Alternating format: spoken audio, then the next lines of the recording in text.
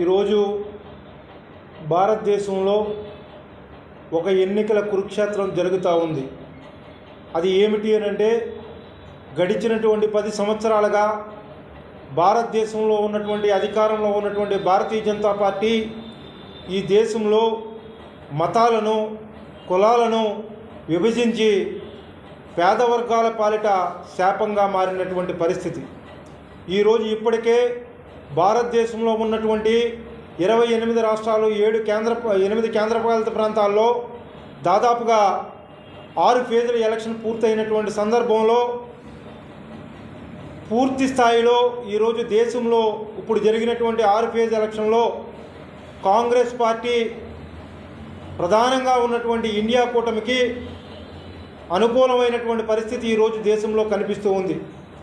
1వ తారీఖున జరిగేటటువంటి జూన్ 1వ తారీఖున జరిగేటటువంటి 7వ ఫేజ్ ఎలక్షన్తో పూర్తి స్థాయిలో భారతదేశంలో ఉన్నటువంటి ఎలక్షన్లు పూర్తయ్యేటటువంటి కార్యక్రమం జరుగుతూ ఉంది.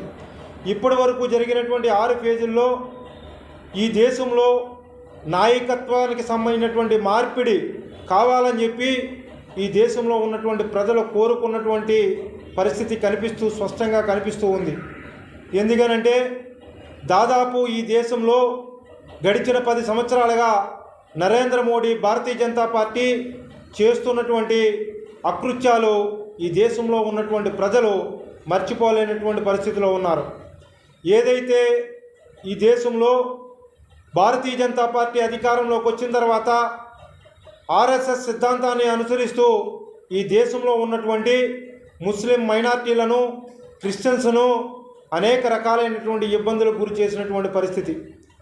ఈరోజు ఆర్థికంగా, సామాజికంగా వెనుకబడ్డారనేటటువంటి ఆలోచనలో భాగంగా మొట్టమొదటిసారి ఆంధ్రప్రదేశ్ రాష్ట్రంలో ఆ రోజు కాంగ్రెస్ పార్టీ అధికారంలో ఉన్నటువంటి సమయంలో ఆనాడు ఆంధ్రప్రదేశ్ రాష్ట్ర ముఖ్యమంత్రిగా ఉన్నటువంటి వైఎస్ జగన్మోహన్ రెడ్డి గారు ముస్లిం మైనార్టీల కోసం ఆలోచించి వాళ్ళలో ఉన్నటువంటి పేదరికాన్ని గుర్తించి ఆనాడు 4% రిజర్వేషన్లు కల్పించినటువంటి ఘనత కాంగ్రెస్ పార్టీది.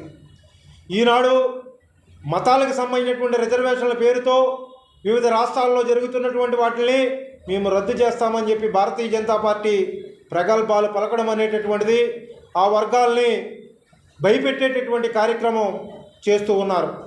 కావున ఈ దేశంలో ఉన్నటువంటి ప్రజలందరూ కూడా ఆలోచన చేశారు. ఏదైతే గడిచిన 10 సంవత్సరాలుగా ఈ దేశంలో భారతీయ జనతా పార్టీ, అంతకుముందు దాదాపు 60 సంవత్సరాలు పరిపాలన చేసినటువంటి కాంగ్రెస్ పార్టీ దాదాపుగా 12-13 మంది ప్రధానమంత్రులు చేసినటువంటి అప్పు కంటే కూడా 100 రెట్లు ఎక్కువ అప్పును ఈరోజు భారతదేశంలో భారతీయ జనతా పార్టీ చేసినటువంటి పరిస్థితి. చేసినటువంటి అప్పు ఇన్ని లక్షల కోట్ల రూపాయల అప్పును దేశంలో అభివృద్ధి కోసమో, పేదల సంక్షేమం కోసమో కాకుండా కేవలం ఆదాని, అంబానీల కోసం మాత్రమే ఆ యొక్క రూపాయలను ఖర్చు పెట్టి వారికి దోసిపెట్టేటటువంటి కార్యక్రమం భారతీయ జనతా పార్టీ చేస్తుంది. ఇవన్నీ కూడా చాలా క్షుణ్ణంగా ఈ దేశంలో ఉన్నటువంటి ప్రజలు గమనించినటువంటి సందర్భంలో ఈ దేశంలో ఒక బలమైనటువంటి కూటమిని రాహుల్ గాంధీ గారు ఏర్పాటు చేయడంతో పాటు ఆ కూటమిలో ఉన్నటువంటి ఏ అయితే పక్షాలు ఉన్నాయో ఆ పక్షాలన్నీ కూడా పూర్తి స్థాయిలో సెక్యులరిజానికి సంబంధించినటువంటి భాగస్వామ్య పక్షాలు. ఈ భాగస్వామ్య పక్షాల నేతృత్వంలో రేపొద్దుట 2024లో కాంగ్రెస్ పార్టీ అధికారంలో రావడంతో పాటు ఈ దేశంలో ఉన్నటువంటి అనేక సమస్యలకి ఒక వేదికగా ఇండియా కూటమి నిలిచేటటువంటి కార్యక్రమం జరిగేటటువంటి సందర్భం దగ్గరలోనే ఉన్నదని చెప్పి తెలియజేసుకుంటూ ఉన్నాను.